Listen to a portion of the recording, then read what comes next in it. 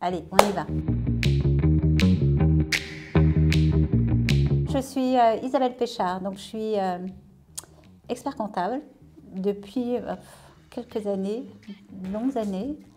Et puis aussi, j'ai une casquette de formateur auquel je suis très attachée.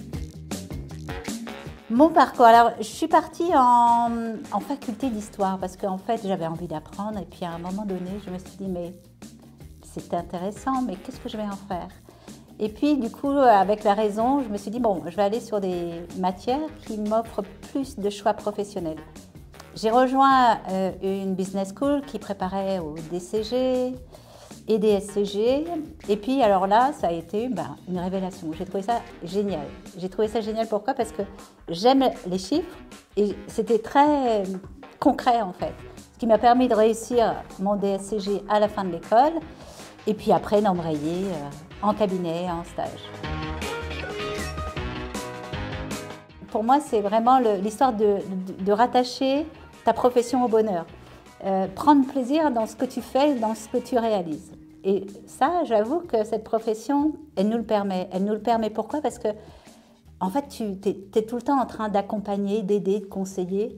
Du coup, c'est très valorisant. On te remercie pour ça en permanence et ça, c'est génial.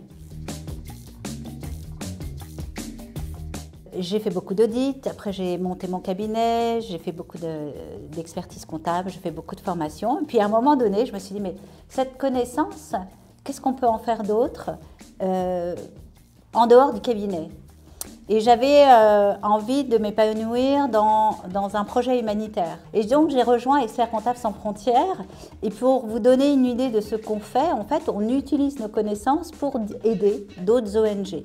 Donc l'idée, c'est d'utiliser des compétences à d'autres fins que le business, si je puis dire. Et puis de se dire, on n'est pas dans la survie, mais on est dans la vie. Donc on développe des projets comme ça, humanitaires, avec des liens qu'on a sur des pays qui en ont besoin.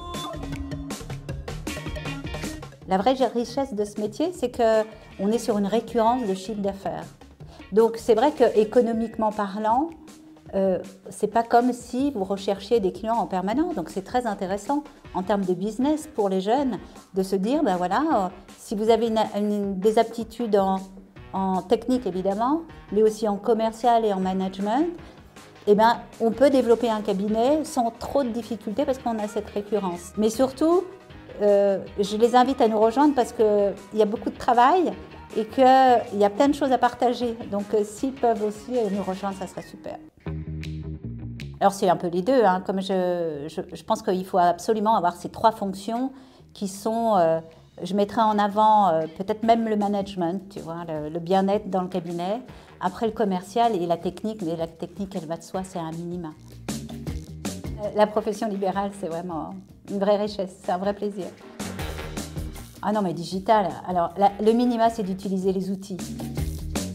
Pour moi, le métier n'est pas rattaché à un genre. Je ne peux pas dire qu'un expert comptable est un homme ou est une femme. Ça ne m'a jamais posé de problème. Peu m'importe en fait.